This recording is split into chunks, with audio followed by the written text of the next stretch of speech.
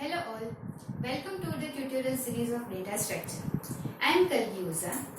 In our previous video, we have introduced a new data structure, that is queue, and we have also seen the operations which we can perform on the queue.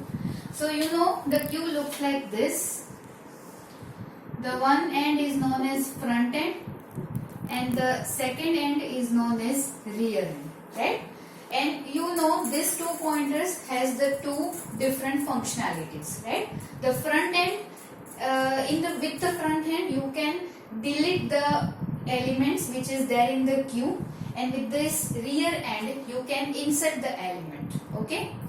Also we have seen the different operations which we can perform in this queue. Now in today's video we will see the types of queue. Okay.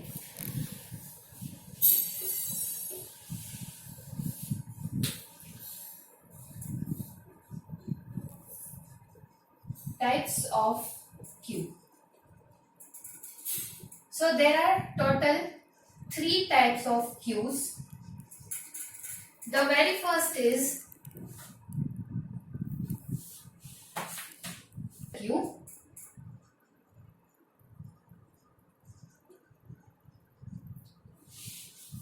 Circular queue. Then second is priority queue.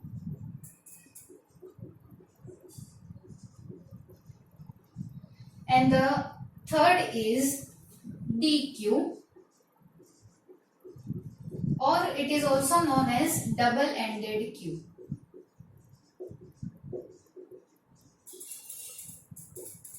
Okay, so these are the total 3 main types of queue. So the very first one is circular queue. So as the name implies, what is circular queue? It has some circle. It means it has no end, right? Whatever data I am inserting, it is inserted into the queue, and if my queue is full, it is deleted from the front end. Okay, like suppose in the normal scenario, in the normal queue, for example, I have total 3 space in the queue, right? Now in the normal scenario, what happens? It is like 10, 20 and 30. And this is my front end and this is my rear end, right?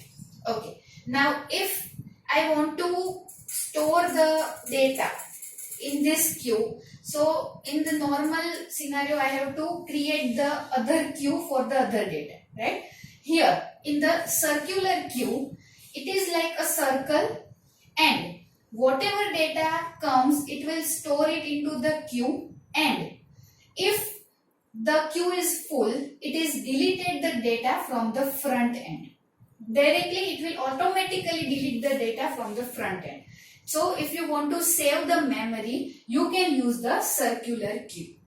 Fine. So it is like in a FIFO manner, whatever data comes, it will store it, and if the queue is full, it is deleted the data from the front end. Whatever data is there in the front, it is automatically deleted.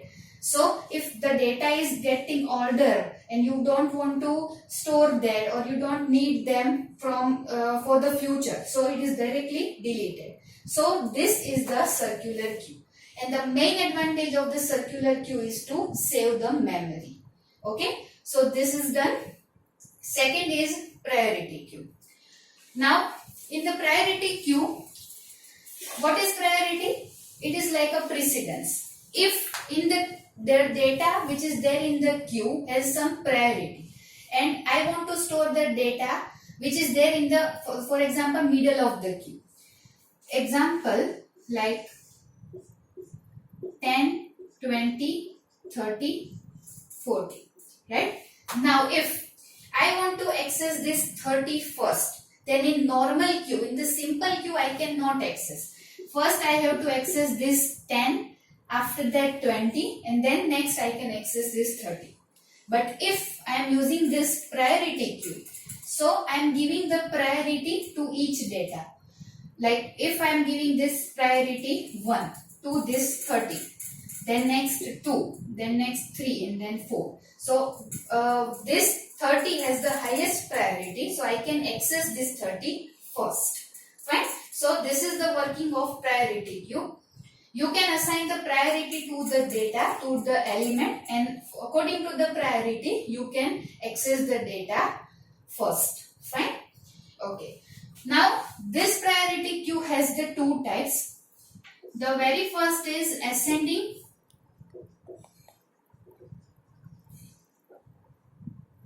and the second is descending.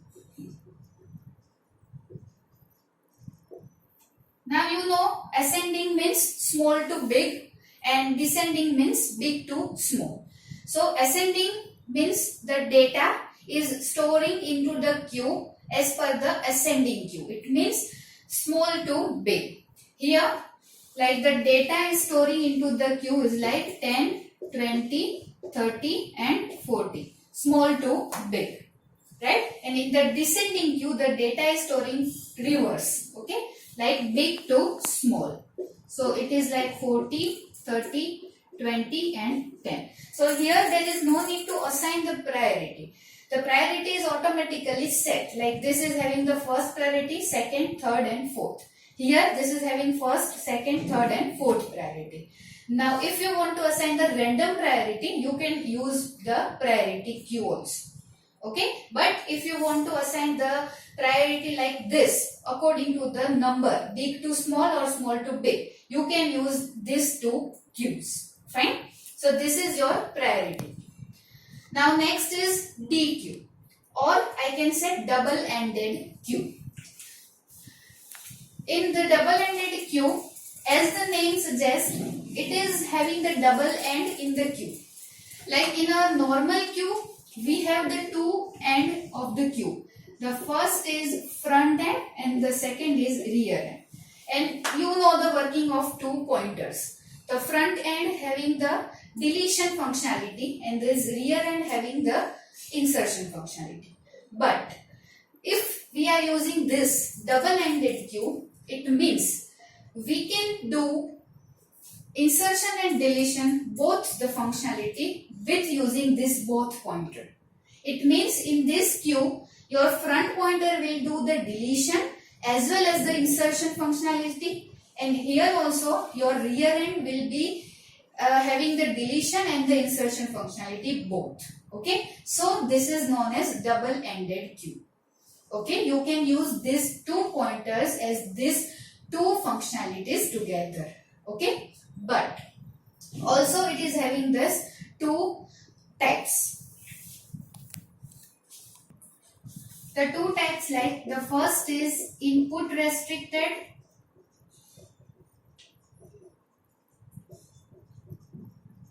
and the second is output restricted queue.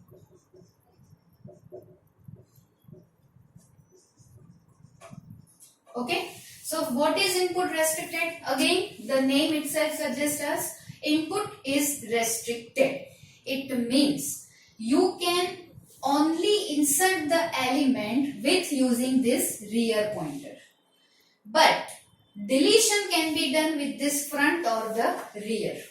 Okay, so it is input is restricted, but there is no any restriction in the output or in the deletion. Similarly here, output restricted queue, it means your output is or your deletion part is restricted. You can only delete with this front end, but you can insert with the help of rear end or with the help of front end. Done. So as the name implies, you can do this functionalities with the help of these two queues, input restricted and output restricted. Okay, so these are total 3 types of queues.